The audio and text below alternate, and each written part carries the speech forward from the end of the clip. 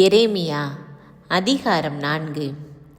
இஸ்ரவேலே, நீ திரும்பி வருவதாக இருந்தால் என்னிடம் திரும்பி வா என்கிறார் ஆண்டவர்.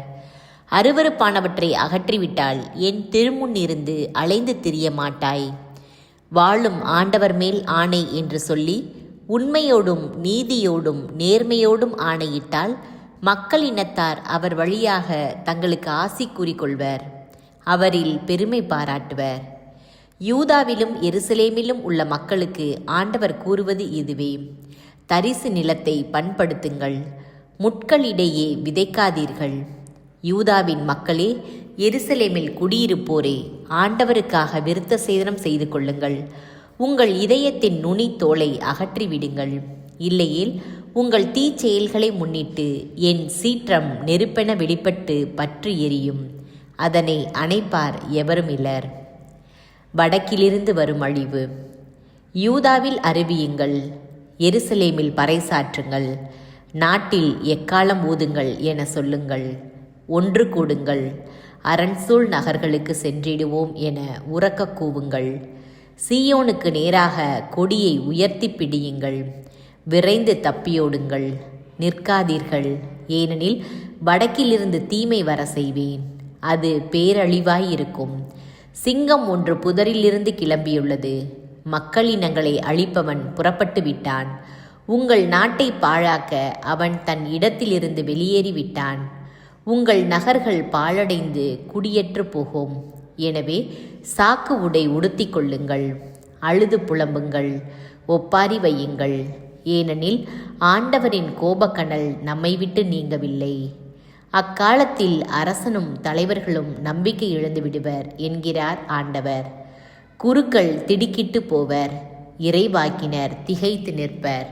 அப்போது நான், ஆ, என் தலைவராகிய ஆண்டவரே, நீர் இம்மக்களையும் எருசலேமையும் முற்றிலும் ஏமாற்றிவிட்டீர்.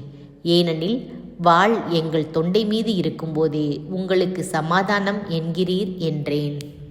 அக்காலத்தில் இம்மக்களுக்கும் எருசலேமுக்கும் இவ்வாறு கூறப்படும்: பாலை நிலத்தின் மொட்டை மேடுகளிலிருந்து அனல் காற்று என் மகளாகிய மக்கள் மீது வீசும்.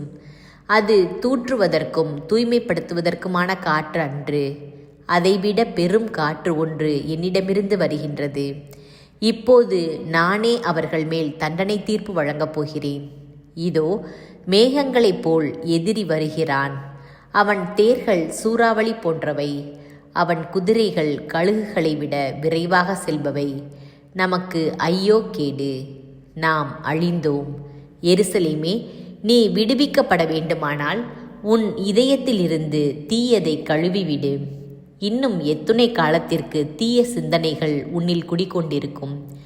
தானிலிருந்து எழும்பும் குரலொலி அறிக்கையிடுகிறது.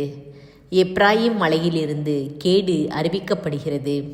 தொலை நாட்டிலிருந்து உன்னை முற்றுகையிடுவோர் வருகின்றனர். யூதாவின் நகர்களுக்கு எதிராக போர்க்குரல் எழுப்புகின்றனர் என மக்களினங்களை எச்சரியுங்கள். இதை எருசலேமுக்கு அறிவியுங்கள். வயல்வெளியின் காவலாளி என அவர்கள் அவளை சுற்றி வளைத்து எதிர்த்து நிற்கின்றனர். ஏனெனில் அவள் எனக்கு எதிராக கலகம் செய்தாள் என்கிறார் ஆண்டவர். உன் நடத்தையும் உன் செயல்களும் இவற்றை உன்மேல் வருவித்தன. உனக்கு வந்த இக்கேடு எத்துணை கசப்பாய் உள்ளது!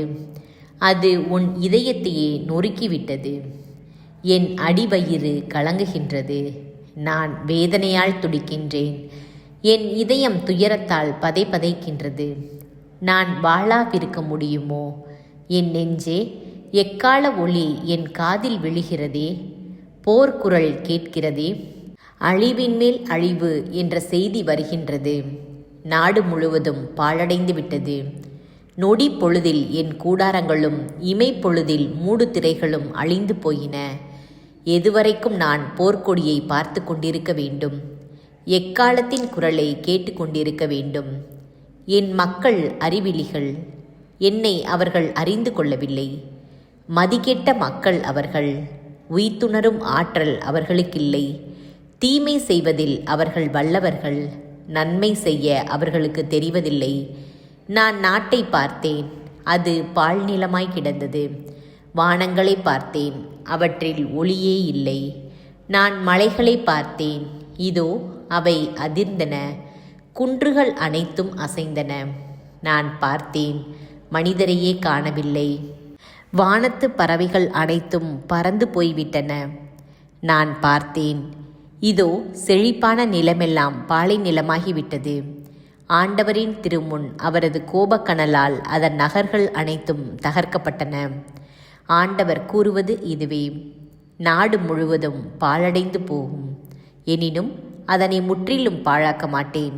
இதனை முன்னிட்டு நாடு புலம்பும், மேலே வானங்கள் இருளடையும். ஏனெனில் நான் சொல்லிவிட்டேன், இது பற்றி வருந்த மாட்டேன். நான் முடிவு செய்துவிட்டேன், மனம் மாற மாட்டேன்.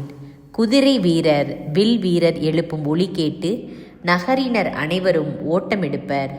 புதர்களுக்குள் மறைந்து கொள்வர், பாறைகள் மீது ஏறிக்கொள்வர். நகர்கள் அனைத்தையும் விட்டுவிட்டு ஓடிவிடுவர். அவற்றில் குடியிருக்க எவருமே இரார். பாழ்பட்டவளாகிய நீ ஏன் கருஞ்சிவப்பு ஆடை உடுத்துகின்றாய்? பொன் அணிகலன்களால் அலங்கரிக்கின்றாய். நீ உன்னை அழகுபடுத்துவது வீண். உன் காதலர் உன்னை அவமதிக்கின்றனர், உன் உயிரை பறிக்க தேடுகின்றனர். பேறுகால பெண் எழுப்பும் குரல் போன்றும், தன் முதற் பிள்ளையை பெற்றெடுப்பவளின் வேதனை குரல் போன்றும் குரல் ஒன்று கேட்டேன். அது மூச்சு திணறி கைகளை விரித்து, எனக்கு ஐயோ கேடு, கொலைஞர் முன்னால் நான் உணர்வற்று கிடக்கின்றேன் என்று அலறும் மகள் சீயோனின் குரலாகும்.